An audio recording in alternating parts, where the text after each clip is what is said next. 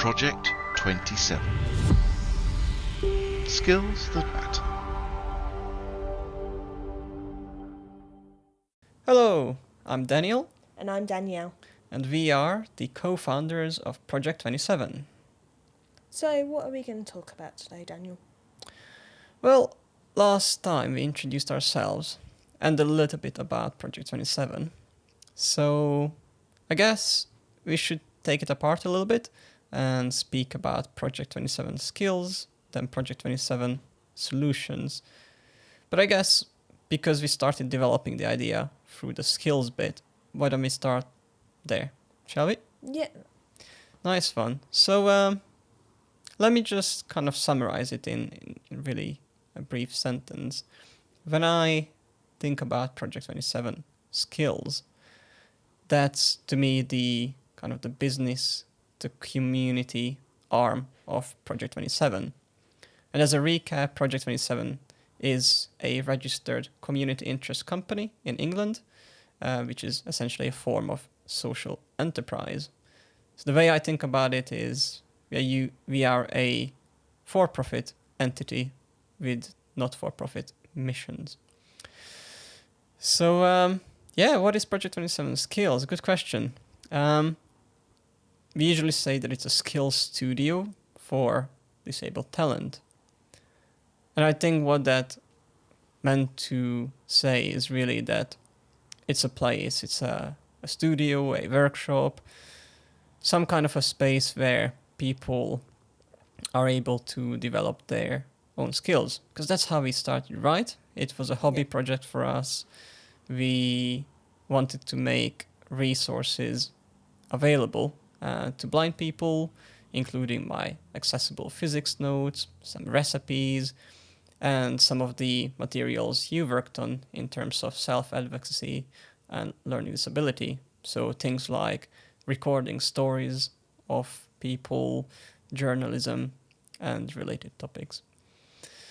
So, that's kind of what skills meant to be. But we do have a mission statement, and I thought, let's flash that up on the screen.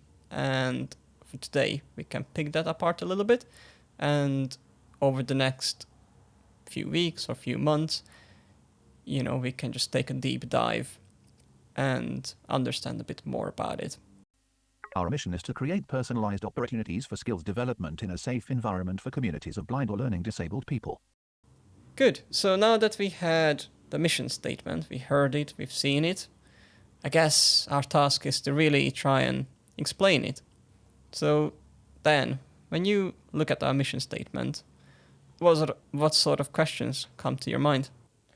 So, I've got a few questions actually. So why do we say blind or learning disabled communities? Yeah, good question. So, well, there's two things I would like to emphasize there. The communities bit.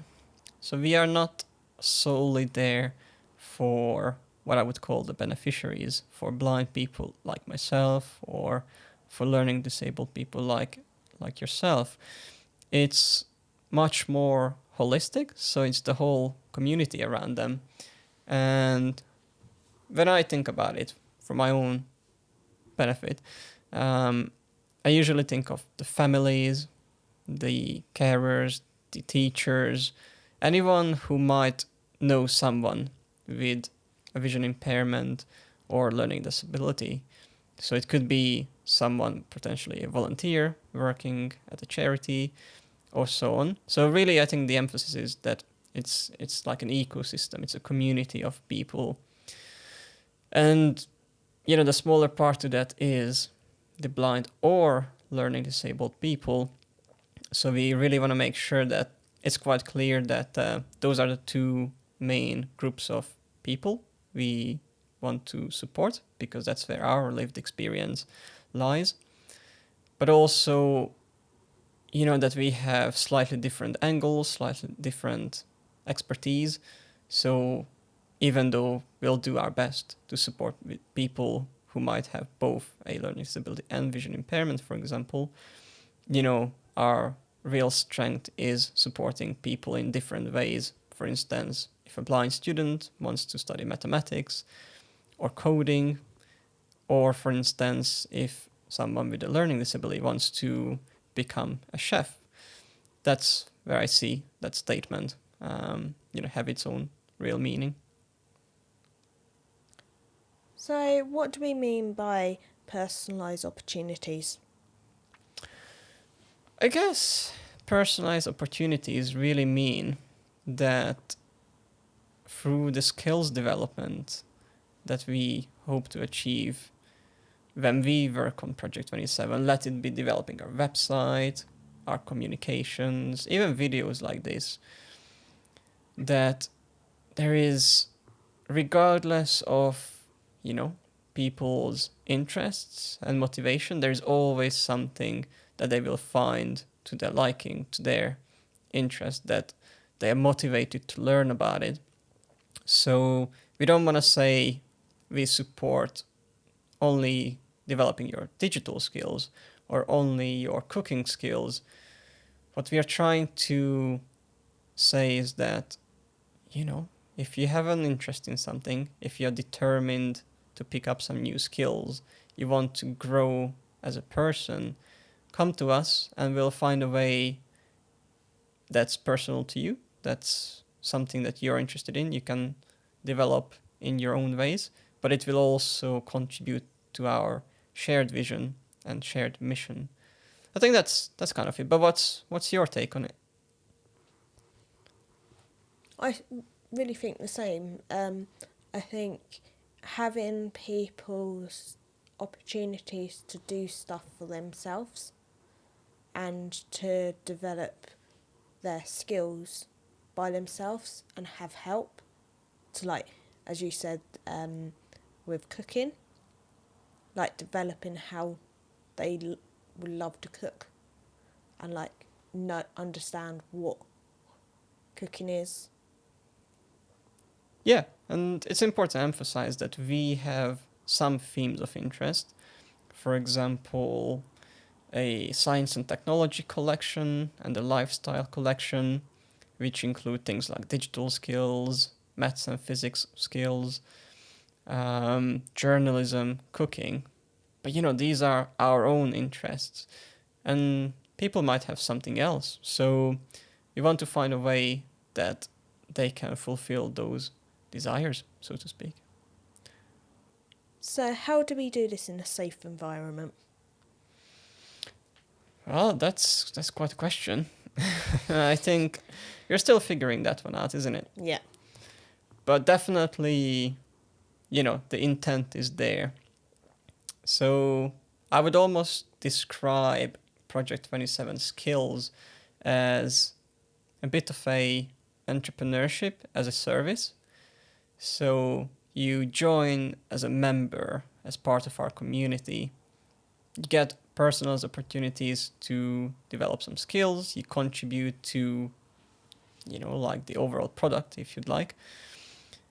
But on the way, you can make mistakes. That's fine. We are all there to learn.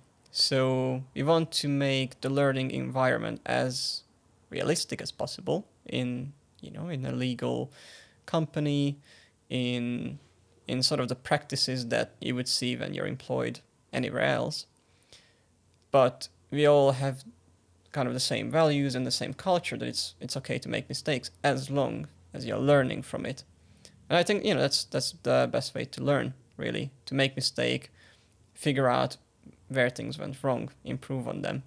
So yeah, a safe environment will most likely refer to that, but of course it's important to us that everyone feels safe whilst interacting with other community members. So yeah, that phrase can take on a few different meanings, but that's the way I'm thinking about it. So just before we wrap up today's conversation, Yeah. do you remember the time when you first got involved? Wow. I got involved. You were starting to do just mucking around on your computer with all the getting all your notes sorted, looking up recipes for cooking, Mm. and I was like, well, what's this? And I was quite interested in learning how to make a website. Mm-hmm. And so you started to show me how to put the recipes on there, and then we started to create Project 27, how it is today. Mm. Yeah, I love the description. Mucking around on the computer. And yeah, I mean that's really how it all started from. I wanted to put my physics notes into the same place where I kept my recipes in different formats, and I wanted to be able to access these with a screen reader regardless where I am. You know, I could be sitting on the sofa in the living room or out in the kitchen with a dirty hand, or you know, I wanted to have some place where it didn't matter if I'm using my Windows, my Mac, my iPhone, or potentially, you know, Alexa reading out things. So really the motivation there was to learn, and you know, I was mucking around the computer and I thought, yeah, why not start a website? So it all started from there. And when you joined, you helped me with the styling, the visual styling, and gave you the opportunity to learn about CSS. Yeah. And for a few years, we've just done it for our own sake, for us to be able to access those resources. And we realized that what's a lot more joyful, a lot more valuable is actually the whole process of learning. And I guess just to add, you know, Project 27 was never meant to be a public thing. It was our own private library of resources. But a few years in, having learned so much, you know, it makes sense to open it up, and if other people feel like learning with us, I mean, why not? If we can help them do that, let's do it. So yeah, next time I think we'll look at Project 27 Solutions, which is the dark side of Project 27. What that means, we'll find out soon. So until then, thanks for tuning in. Project 27. Skills that matter.